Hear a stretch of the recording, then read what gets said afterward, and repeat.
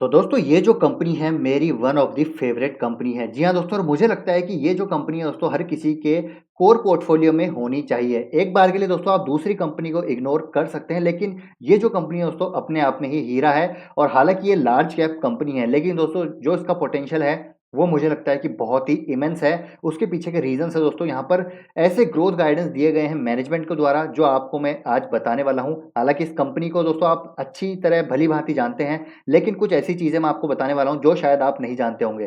देखिए दोस्तों, अगर आपको लर्निंग करनी है ना, तो इस वीडियो को दोस्तों पूरा देखिएगा, आपको बहुत अच्छी लर्निंग मिलने वाली है। अगर आपको सिर्फ़ नाम देखना है तो मैं बता देता हूँ दोस्तों, कंपनी का नाम है डिवीज़ लैब। आप यहाँ पर जो है नाम पता चल गया, ठीक है, आप जा सकते हैं। लेकिन जिसको लर्निंग करनी है इस वीडियो को पूरा देखिएगा, बहुत ही अच्छी इन्फॉर्मेशन आपको मैं देने वाला हूँ।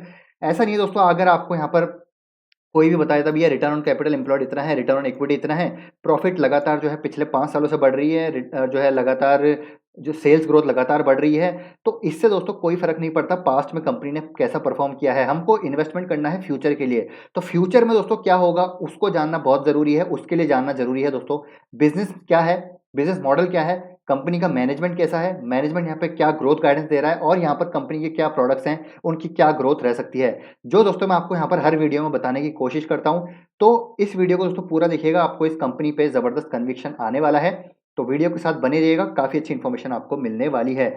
चलिए बात करते हैं सेल्स ग्रोथ की। तो अग आप देखिए दोस्तों, 1 साल, 3 साल, 5 साल की बात करें तो लगातार हाई डबल डिजिट्स में सेल्स ग्रोथ हो रही है। और पिछले 10 सालों की मैं बात करूँ दोस्तों, 10 साल से भी ये कंपनी जो है डबल डिजिट्स में ही ग्रोथ दिखा रही है। प्रॉफिट ग्रोथ भी आप देख सकते हैं, आरओई भी आप देख सकते हैं, रिटर्न ऑन कैपिटल एम्प्लॉयड भी आप देख सकते हैं। कंसिस्टेंटली रिटर्न रेशियोज़ को यहाँ पर मेंटेन किया हुआ है। बिल्कुल डेट फ्री दोस्तों ये कंपनी है। कंपनी का नाम को आपको पता ही चल गया। तो जी हाँ दोस्तों, कंपनी का नाम है Divi's lab. One of the favourite company है दोस्तों फार्मा की है। एंड एपीआईज़ की जब बात करते हैं तो वर्ल्ड्स लार्जेस्ट मैन्युफैक्चरर इन मोर देन 10 जेनेरिक एपीआईज़। जी हाँ दोस्तों, अगर एपीआई में आपको इन्वेस्ट करना है तो टॉप पे अगर किसी कंपनी को आपको निवेश करना है तो वो है दोस्तों डिवीज़ लैब। अब इसके पीछे क्या रीज़न्स हैं, अभी क्या मैनेजमेंट ने बोला है, कंपनी के बारे में ऐसी-ऐसी जानकारी आपको देने वाला हूँ जो शायद आपको दोस्तों ना पता हो। तो वीडियो के साथ बने रहिए। चलिए पहले बात करते हैं दोस्तों हम इनके एपीआईज़ की। तो देखिए यहाँ पर दोस्तों कंपनी के पास कई सारे एपीआईज़ हैं, लेकिन अगर 10 जेनेरिक एपीआईज़ की बात करें तो ये लार्जेस्ट मैन्युफैक्चरर है। और सबसे जो इनके तगड़े मॉलिक्यूल्स हैं, एपीआईज़ हैं, वो है दोस्तों यहाँ पर नेप्रोक्सिन, जहाँ पर करीब 60 टू 70% का मार्केट शेयर है। बेसिकली ये जो है आर्थराइटिस को ट्रीट करने के काम आता है। दूसरा है दोस्तों गाबापेंटिन, और ये काम आता है दोस्तों बेसिकली जो है एपिलेप्सी को ट्रीट करने के काम आता है। जो नसों में पेन वगैरह होता है उसको ट्रीट करने के काम आता है। और ये जो 2 प्रोडक्ट हैं डेक्स्ट्रोमेथोर्फिन, तो यहाँ पर भी दोस्तों इसका अराउंड 60% के आसपास मार्केट शेयर है, जो कि as a cough suppressant use आता है। तो ये प्रोडक्ट्स है दोस्तों, इसके कई सारे प्रोडक्ट्स हैं डेफिनिटली, लेकिन 10 जेनेरिक एपीआईज़ में ये लार्जेस्ट मैन्युफैक्चरर है वर्ल्ड का। अब प्रोडक्ट्स अंडर डेवलपमेंट की बात करें तो देखिए दोस्तों 16 मॉलिक्यूल्स इनके प्रोडक्ट्स अंडर डेवलपमेंट है। इसकी बात भी हम करेंगे, अभी मैं लौट के आऊँगा इस पे वापस, कुछ अच्छी चीज़ आपको यहाँ पर बताऊँगा। अब चलते हैं मैनेजमेंट ने दोस्तों यहाँ पर क्या ग्रोथ गाइडेंस दी है और क्या ग्रोथ इंजन्स यहाँ पर इन्होंने बताए हैं। तो यहाँ पर दोस्तों 6 ग्रोथ इंजन्स मैनेजमेंट ने यहाँ पर दिए हैं। मुरली डिवी जो है बहुत ही दोस्तों यहाँ पर एक रिनाउंड नेम है फार्मा सेक्टर की। एपीआईज़ की जब बात होती है तो इनको पायनियर माना जाता है। यहाँ पर 6 ग्रोथ इंजन्स की यहाँ पर बात हो रही है। पहला ग्रोथ इंजन है दोस्तों, देखिए we have established generics where we have anywhere from 60 to 70% market share and we believe that is growing at a 10% growth rate year on year. तो जी हाँ दोस्तों, जैसा भी मैंने आपको बताया जेनरिक एपीआईज में दोस्तों ये लीडर हैं। और यहाँ पर कई इनके जो प्रोडक्ट्स हैं, मॉलिक्यूल्स हैं, एपीआईज हैं, 60 टू 70% का मार्केट शेयर है। And they are the lowest cost producer. जी हाँ दोस्तों, because they are completely backward integrated. तो जितने भी इनके इंटरमीडिएट्स होते हैं दोस्तों, एपीआईज में जितने भी की स्टार्टिंग मटेरियल्स होते हैं उनको ये खुद ही डेवलप करते हैं। तो इनके मार्जिन्स अगर आप देखें दोस्तों बहुत ही लाजवाब है। पिछले 10 सालों से आप देखेंगे तो कोई भी दोस्तों ये जो है फार्मा की कंपनी इतने मार्जिन मेंटेन नहीं करती जितना डिवीज़ लैब करती है। बिकॉज़ इनके पास जो प्रोसेस एक्सपर्टीज़ है, एफिशिएंसी है, बैकवर्ड इंटीग्रेशन है। और मोस्ट ऑफ द प्रोडक्ट्स में दोस्तों दे आर बैकवर्ड इंटीग्रेटेड, तो इसलिए यहाँ पर इनके मार्जिन्स बहुत अच्छे हैं। ठीक है, ये हो गया पहला growth engine. Second growth engine की बात करें so we are increasing capacities for several of our existing generic molecules where we have 20 to 30% market share, and we believe with the market dynamics and our sales team we should be reaching the 60 to 70% over the next few years. तो जी हाँ दोस्तों, जैसे 10 में ये अच्छा खासा market share है, लेकिन जो बाकी के इनके मॉलिक्यूल्स हैं, जेनेरिक मॉलिक्यूल्स, उसमें अराउंड 20 टू 30% का मार्केट शेयर है।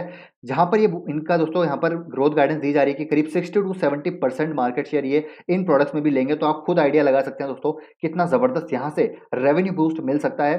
और ये है दोस्तों दूसरा ग्रोथ इंजन। तीसरे ग्रोथ इंजन की बात की जाए तो देखिए, which is are very interesting drive, which is sartans. तो बेसिकली सार्टन्स दोस्तों क्या होते हैं? सार्टन्स एक बेसिकली सार्टन्स ड्रग्स होते हैं या फिर एपीआईज़ आप कह सकते हैं। ये ट्रीट करने के काम आता है जो जो पेशेंट्स होते हैं विद हाई ब्लड प्रेशर होता है, जिनके हार्ट एंड किडनी डिजीज़ होती है, उसको दोस्तों यहाँ पर उसको ट्रीट करने के काम आता है। तो बेसिकली सार्टन्स एक ड्रग्स है।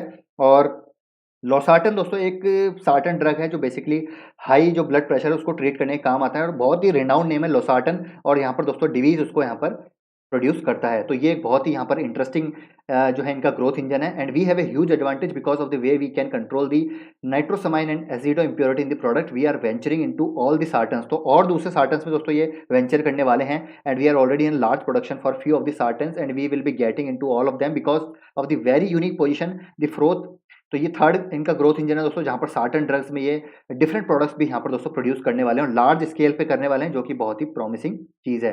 फोर्थ ग्रोथ इंजन की बात करें is the contrast media, where we are already one of the large players. तो कॉन्ट्रास्ट मीडिया क्या होता है? देखिए, कॉन्ट्रास्ट मीडिया दोस्तों बेसिकली कॉन्ट्रास्ट एजेंट्स भी आप कह सकते हैं। Basically it is a group of chemical agents.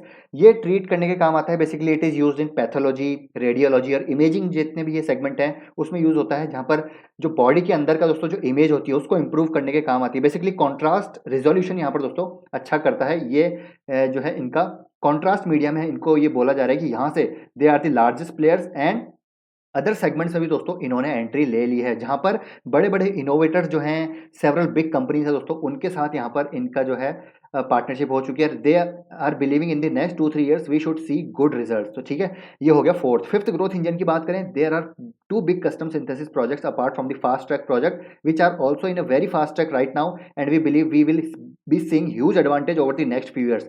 तो आप देखिए दोस्तों, यहाँ पर गौर करने की बात क्या है कि अगले आने वाले सालों में दोस्तों क्या यहाँ पर ग्रोथ इंजन्स हैं इनके, जहाँ पर अच्छी खासी ग्रोथ आ सकती है। तो फिफ्थ ग्रोथ इंजन में कस्टम सिंथेसिस दोस्तों जो इनका दूसरा सेगमेंट है। एक तो है इनका पहला सेगमेंट जिसमें काम करते हैं, वो है दोस्तों जेनरिक एपीआईज। दूसरा है कस्टम सिंथेसिस। तीसरा है दोस्तों न्यूट्रास्यूटिकल्स। तो इन दोनों से इनका बहुत अच्छा रेवेन्यू जनरेट होता है। न्यूट्रास्यूटिकल से हालांकि इनका अभी इतना रेवेन्यू जनरेट नहीं होता है, रेवेन्यू कॉन्ट्रीब्यूशन नहीं है, लेकिन इसमें भी हमको अच्छा खासा वॉल्यूम्स देखने को मिल रहे हैं ओवर दी रिसेंट क्वार्टर्स। देखिए, एंड यहाँ पर देखिए बोल रहे हैं कि we will be seeing huge advantage over the next few years. These are long term contracts for the company in CS. तो यहाँ पर दोस्तों लॉन्ग टर्म कॉन्ट्रैक्ट्स यहाँ पर साइन किए गए हैं कस्टम सिंथेसिस प्रोजेक्ट्स में भी, तो काफ़ी ज़्यादा पॉजिटिव है।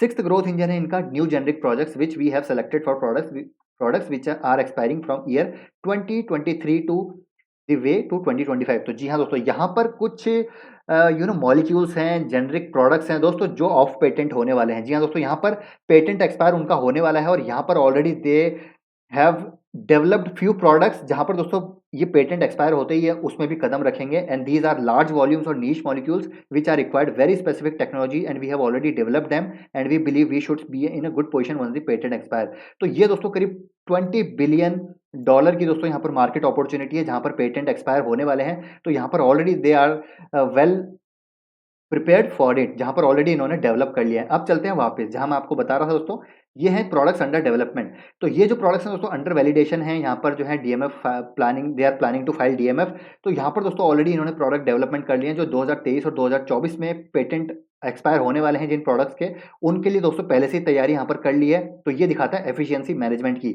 और यहाँ पर दोस्तों देखिए, कॉन्ट्रास्ट मीडिया जो मैं आपसे बात कर रहा था, यहाँ पर काफ़ी अच्छी ग्रोथ इनकी आने वाली है। तो ये एक प्रोडक्ट है इनका दोस्तों, ये भी काफ़ी अच्छा एक प्रोडक्ट है, जिसमें यहाँ पर बताया जा रहा है कि ये जो प्रोडक्ट है बेसिकली इसमें अच्छी खासी ग्रोथ हमको आती हुई देखने को मिल सकती है। तो यहाँ पर दोस्तों देखिए, बेसिकली अगर मैं आपको बताऊँ तो ये जो है 3 सेगमेंट में काम करती है, जेनरिक, कस्टम, न्यूट्रा।